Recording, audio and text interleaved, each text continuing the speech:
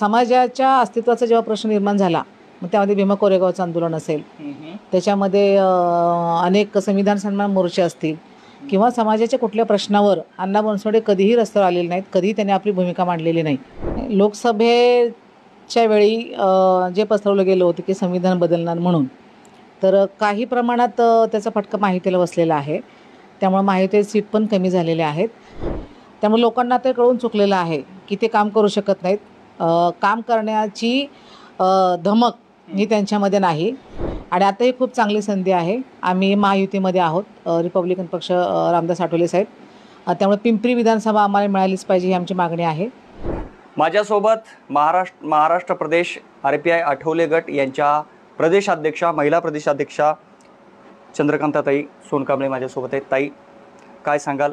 आता विधानसभा जवळ आलेले आहेत आणि तुम्ही पिंपरी मतदारसंघातून आत्तापर्यंत 2 वेळास निवडणूक लढवली आणि 2014ला तर तुम्ही 2200 मतांनी फक्त तुमचा पराभव झाला होता। काय यावेळेस तुमच्या मनात सुरू आहे? निवडणुका जवळ आलेल्या आहेत, अनेक पक्षांकडून दावे प्रतिदावे केले जात आहेत, तुमचा दावा आहे का? आम्ही स्वतः पिंपरी विधानसभा मतदारसंघामधून निवडणूक लढवण्यासाठी इच्छुक आहे। कारण जवळजवळ गेली 10 ते 15 वर्षे मी पिंपरी चिंचवड शहरामध्ये काम करत आहे। त्याआधी मी पुणे महानगरपालिकेमध्ये काम करत होते। जवळजवळ 23 वर्ष नगरसेविका म्हणून मी काम केलेलं आहे। आणि पुणे आणि पिंपरी चिंचवड शहरामध्ये नगरसेविका म्हणून काम करत असताना आमदार म्हणून जी कामं व्हायला पाहिजेत पिंपरी विधानसभामध्ये, ती कामं काही झालेली दिसत नाही त्या 10 वर्षामध्ये। म्हणून आपण आमदार होऊन ती कामं करावीत, केली पाहिजेत, या भूमिकेतून मी स्वतः इच्छुक आहे। खरं तर 2014ची जी निवडणूक झाली, या निवडणुकीमध्ये मी स्वतः अवघ्या 2200 मतांनी पराभूत झाले होते आणि अगदी जिंकण्याच्या उंबरठ्यावर असताना तो पराभव झालेला आहे। त्यापूर्वी मी निवडणूक लढवलेली आहे 2009मध्ये, परंतु 10 वर्ष हे पद आम्हाला हुलकावणी देत आहे आणि आता ही खूप चांगली संधी आहे। आम्ही महायुतीमध्ये आहोत, रिपब्लिकन पक्ष, रामदास आठवले साहेब, त्यामुळे पिंपरी विधानसभा आम्हाला मिळालीच पाहिजे ही आमची मागणी आहे। कारण महाराष्ट्रामध्ये सर्वात जास्त मतं ही पिंपरी विधानसभेमध्ये रिपब्लिकन पक्षाला मिळालेले आहेत। त्या भूमिकेवर प्राधान्यानं असणारी जागा ही पिंपरी असणार आहे आणि मी स्वतः या जागेसाठी इच्छुक आहे। निश्चित लोकसभेमध्ये रामदास आठवले साहेबांनी अनेकदा मागणी केली की आम्हाला काही जागा मिळायला पाहिजेत, पण तशा काही जागा मिळाल्या नाही। विधानसभेमध्ये किती जागाची अपेक्षा आहे? तुम्ही आता एका महत्त्वाच्या प्रमुख पदावर आहात, काय पक्षाची भूमिका आहे? किती जागावर तुम्ही मागणी करणार आहात महायुतीसाठी? आता खरं तर संपूर्ण महाराष्ट्रामध्ये साधारण 7 ते 8 जागांवर आमचे प्रॉपर लोक काम करत आहेत की जे निवडून येऊ शकतात, ज्यांचं तिथले लोकांशी असणारे संबंध, तिथली असणारी कामं ही मोठ्या प्रमाणात आहेत आणि त्यामुळं आठवले साहेबांनी जागांची मागणी केलेली आहे। तर 7 ते 8 टेंभूर आहे, अशा अनेक जागा आहेत की जिथं उमेदवार तयार आहेत, जे सध्या काम करत आहेत आणि ज्यांनी मागच्या निवडणुकीतसुद्धा 25,000पेक्षा जास्त मतं घेतलेली आहेत। आता तुमचे महायुतीचे म्हणजे अजितदादांच्या राष्ट्रवादीचे आमदार आहेत, ते आता गेले 2 टर्म ते आमदार राहिलेत, त्यांच्या कामाचं निरीक्षण कसं करणार, कसं कराल? आणि पिंपरी या विधानसभा मतदारसंघामध्ये काय काय अडचणी आहेत? तुम्हाला असं वाटतं की तिथं त्या व्हायला पाहिजे होत्या, सुटायला पाहिजे होत्या अडचणी, मात्र त्या सुटल्या नाही? तुम्ही समाधानकारक आहात का त्यांच्या कामगिरीवर? आणि तुमचं विजन काय? तुम्हाला काय वाटतं केलं पाहिजे होतं आणि करणार आहात? नाही, आत्ता जे आमदार या ठिकाणी आहेत अण्णा बनसोडे, अजितदादा ज्या पक्षाचं नेतृत्व करतात, अजितदादांचा कामाचा आवाका जर पाहिला तर खूप चांगल्या पद्धतीचं काम अजितदादांचं आहे। पिंपरी चिंचवड शहराचा चेहरा मोहरा जो बदलला गेलेला आहे, विकास जो झाला तो अजितदादांमुळे झालेला आहे। आणि अशा पक्षाचा आमदार अण्णा बनसोडे असताना त्यांनी मात्र स्वतः आमदार म्हणून काहीही विकासाची कामं केलेली नाहीत। त्यांचं एकही काम असं दाखवण्यासारखं या मतदारसंघात आम्हाला दिसत नाही। आताच नाही तर मागच्या 5 वर्षामध्ये सुद्धा कुठलं काम त्यांचं दिसत नाही।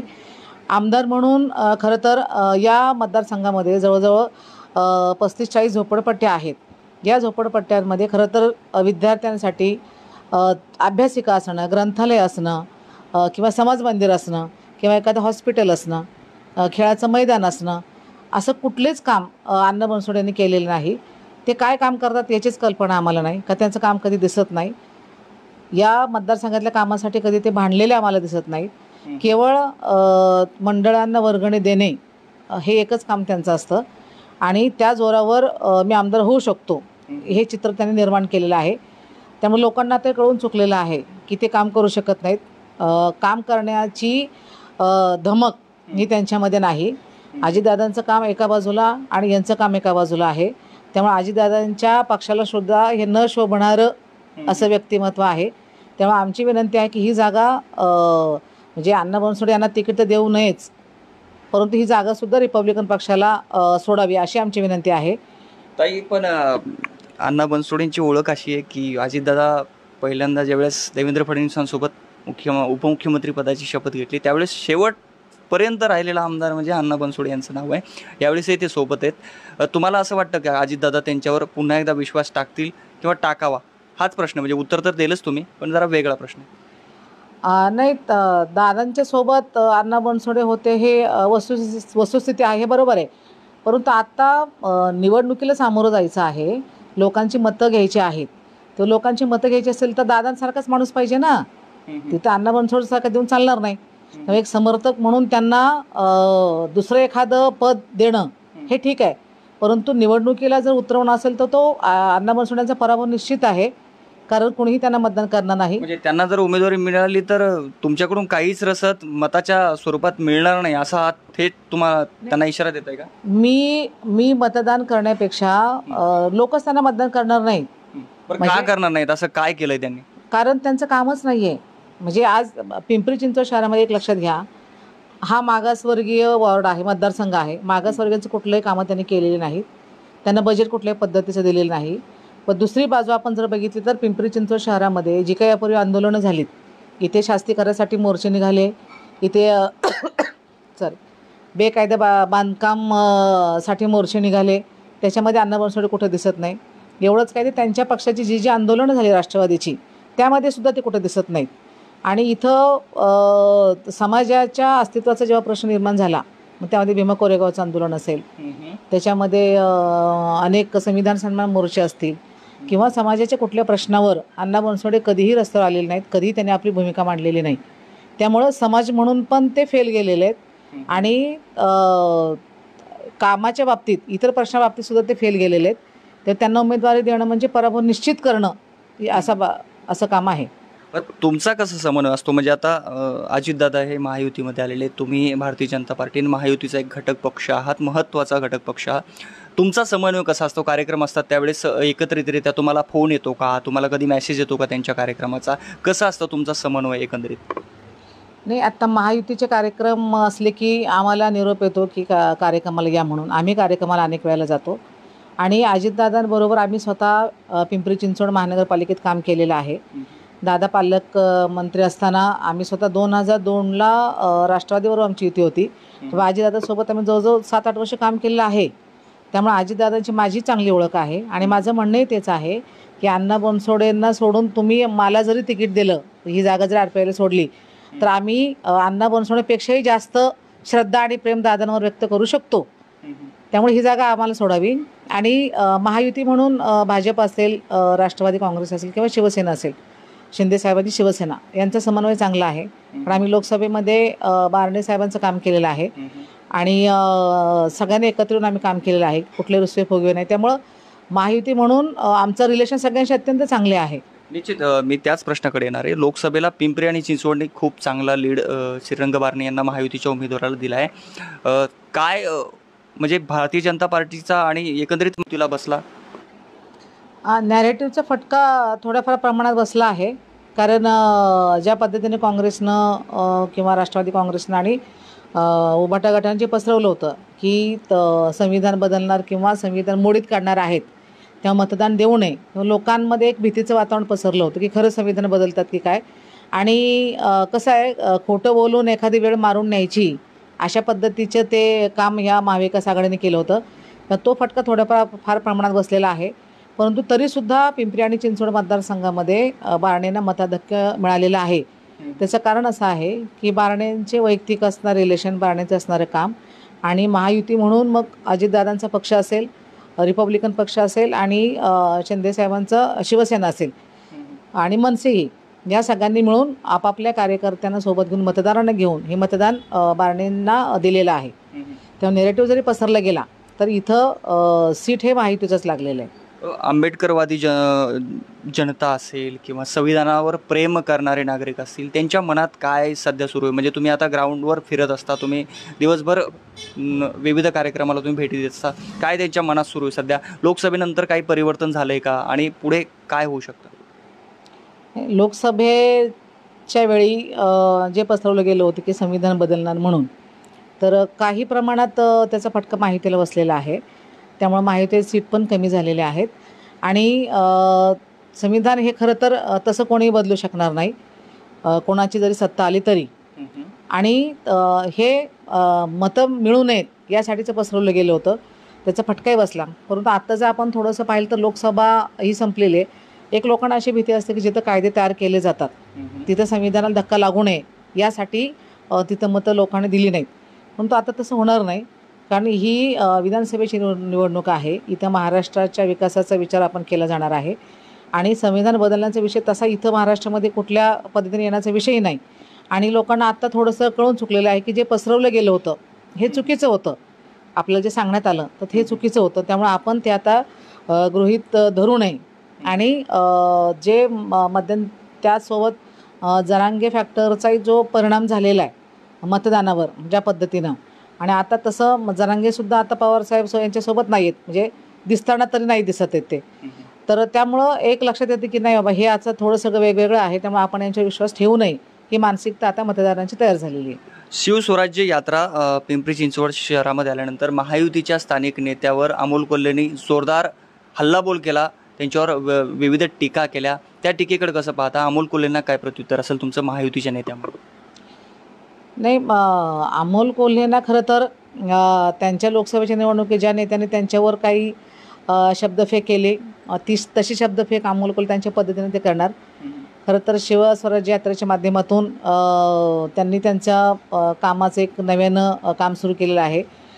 खरं तर अमोल कोल्हे निवडून आले तिथं कारण काही प्रमाणात हे नेरेटिव्ह पसरल्यामुळे त्यांना तो फायदा त्या शिरूरमध्ये झालेला आहे. आणि अमोल कोल्हे हे सक्रिय झाले चांगली गोष्ट आहे, परंतु त्यांनी चांगल्या पद्धतीने काम करावं. आता आरोप प्रत्यारोप करण्यात असं काय पॉईंट नाही. त्यांना 5 वर्ष मिळालेले आहेत, त्यांनी चांगल्या पद्धतीने काम केलं तर तो त्यांचा फायदा राहील. आणि राहिला प्रश्न तर बोलण्याचा, हे चालूच राहणार आहे, पिंपरी चिंचवड शहर असेल किंवा महाराष्ट्र असेल. त्यामुळं ते त्यांच्या पद्धतीने बोलतात. म्हणजे आम्ही त्याच्यावर खरं तर ज्यांच्यावर ते बोलले त्यांनी ती प्रतिक्रिया देणं जास्त योग्य राहील यासाठी. देशातील पहिलं संविधान भवन पिंपरी चिंचवड शहरामध्ये होत आहे, किती आनंद आहे, कशा भावना आहे तुमचे, काय प्रतिक्रिया यावर? म्हणजे आम्हाला खूप आनंद आहे आणि मला वाटतं महेशदादांनीच याची सुरुवात केलेली आहे.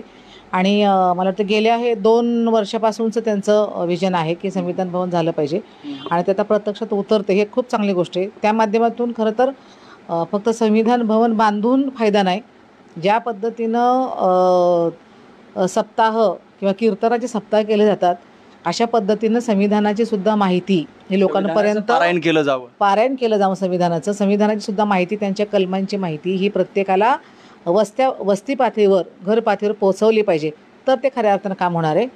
तरी हरकत नाही, संविधान भवनमुळे किमान संविधान शब्द, त्यातली कलमं, तिथे असणारी पुस्तकं ही लोक वाचतील. हे पिंपरी चिंचवड शहरातील लोकांसाठी चांगली गोष्ट आहे. तुम्ही महेश लांडगेंचा आता उल्लेख केला, महेश लांडगे किती झटतायत, त्यासाठी किती मार्क द्याल त्यांना? नाही, त्यांना पूर्ण मार्क आहेत त्या बाबतीत, ते काम करत आहेत त्या बाबतीत, त्यांची ती संकल्पना आहे. पुन्हा मी त्या पहिल्या प्रश्नावर येतोय, जर अजित पवारांकडे जर तडजोड नाही झाली आणि तुम्हाला जागा नाही मिळाली तर चंद्रकांता सोनकांबळे ह्या काय भूमिका घेणार? नाही, कसं आहे की आठवले साहेब आता काय भूमिका घेत आहेत ती भूमिका आमची असणार आहे. परंतु मी जरी भूमिका घेतली की जागा इन केस नाही सुटली रिपब्लिकन पक्षाला आणि पुन्हा अण्णा बनसोडेंना जर उमेदवारी दिली तर इथं महायुतीचं सीट येणार नाही. कारण मला मानणारा जो वर्ग आहे पिंपरी चिंचवड शहरामध्ये, जो आमचा समाज आहे, मग तो वंचितकडे असेल, रिपब्लिकन पक्ष म्हणून आहे, काही BSPमध्ये आहेत, बऱ्याच पक्षांच्या चळवळीमध्ये काम करणारे लोक आहेत. तर ही जी मतं आहेत किंवा चंद्रकांत सोनकांबळे यांना जागा सोडली नाही या नाराजीपोटी ही मतं महाविकास आघाडीकडे जाऊ शकतात. चंद्रकांता सोनकांबळे वेगळा पर्याय देणार का लोकांना? नाही, तसं मी देण्यापेक्षा लोकच तयार करतात. कारण मध्यंतरी जेव्हा शिवसेनेला मागच्या वेळेला शिवसेनेला ही जागा सोडली सिटिंग मेंबर म्हणून, तर गौतम चाबक सोडणं लोकांनी मतदान केलं नाही, त्याचं सीट पडलं ते. मी ताई तुम्हाला यासाठी प्रश्न विचारतोय हा की तुम्ही अपक्ष उभ्या होतात, म्हणजे एक प्रकारे त्याच प्रकारचं ते होतं, कुठली अशी मोठी शक्ती तुमच्या पाठीशी नव्हती, मात्र तरी देखील तुमचा 2200 मतांनीच पराभव झाला होता. अंतर फार कमी आहे, त्यामुळे तुम्ही वेगळा पर्याय देण्याच्या मूडमध्ये आहेत का? नाही, वेगळा पर्याय मी स्वतः देणार नाही, हे लोकच देतील. आणि कसं आहे, आता मला जर उभं राहायचं आहे तर मला काय तर पडण्यासाठी उभं राहायचं नाही आहे, मला निवडून येण्यासाठीच उभं राहायचं आहे. आणि मला एक असं म्हणणं आहे की आपण जर मागासवर्गीय मतदारसंघामध्ये जर मागासवर्गीय समाजाचे प्रश्न मांडणारा प्रतिनिधी देऊ शकत नाही तर ही चुकीची गोष्ट आहे. जर फक्त एखादा व्यक्ती जातीनंच तो मागासवर्गीय आहे, शेड्यूल कास्ट आहे, पण तो प्रश्नच मांडत नाही, तर अशा व्यक्तींचा निवडून जाऊन काही उपयोग नाही. त्यामुळे त्या पक्षांच्या नेत्यांनी सुद्धा विचार केला पाहिजे की प्रॉपर जे भारतीय संविधानाने जे मागासवर्गीय वॉर्ड केले आहेत, राखीव वॉर्ड केलेले आहेत, त्याचा जो उद्देश आहे तोच जर साध्य होत नसेल तर एखादा फक्त लोकप्रतिनिधी, एखादा आमदार तुमच्या संख्येत वाढेल पण त्या लोकांचा विकास होणार नाही. आज पिंपरी आणि चिंचवड 2 विधानसभेच्या तुलनेनं पिंपरीमध्ये काहीही विकास तुम्हाला दिसत नाही. गेली 10 वर्ष अण्णा बनसोडे आमदार आहेत. इथे प्रत्येक झोपडपट्टी ही नदीला चिटकून आहे. त्या झोपडपट्टीमध्ये दरवर्षी पाणी जातं, अनेक जण बेघर होतात, पूरग्रस्तांना त्यांचे संसार उद्ध्वस्त होतात. परंतु 10 वर्षात त्यांनी बाबा इथं सीमा भिंत आपण बांधावी किंवा बजेट द्यावं हे त्यांना कधीही सुचलं नाही. आत्ता पाऊस आल्यानंतर मला वाटते 10 वर्षात पहिल्यांदा ते त्यांचा पायाला पाणी लागलं असेल. 10 वर्षात पहिल्यांदा ते पावसात फिरले, 1-2 मिनिट फिरले असतील, केलं काहीच नाही, पण पावसात फिरून गेले ते. त्यामुळं गरिबांची कामं ते काही करू शकत नाहीत, ते कुठल्याच विषयावर बोलत नाहीत. महाराष्ट्रामध्ये एवढे अन्याय अत्याचार होत असतात मागासवर्गीयांवर, महिलांवर. विधानसभा ही अशी जागा आहे की जिथं तुम्ही बोलाल तो शब्द तुमचा ग्राह्य धरला जातो, त्या पद्धतीनं काम केलं जातं. तिथंसुद्धा त्यांनी कधी कुठल्या गोष्टीवर ते बोललेले नाहीत. जेव्हा कधी अन्याय झाला तर बाबा हे चुकीचं आहे, मी निषेध व्यक्त करतो, असं कधी ते बोलले नाहीत. त्यामुळे फक्त असे अबोल आमदार त्या सभागृहात पाठवून उपयोगाचं नाही. प्रश्न मांडणारा, बोलणारा आमदार पाठवावा, अशी माझी मागणी. निश्चित ताई, तुम्ही सडेतोड प्रश्नाला सडेतोड उत्तर दिल्याबद्दल खूप खूप धन्यवाद. तर ह्या होत्या सोनकांबळे ताई, ज्यांनी की सांगितलंय की या ठिकाणी जे पिंपरीला महायुतीचे आमदार जरी असले अजित पवारांच्या राष्ट्रवादीचे, तरी सुद्धा त्यांच्यामध्ये पुन्हा निवडून येण्याची धमक नाही. आणि 10 वर्ष त्यांनी जे आमदार म्हणून काम केलं तर त्यावर जनता या मतदारसंघातील समाधानी नाही आहे.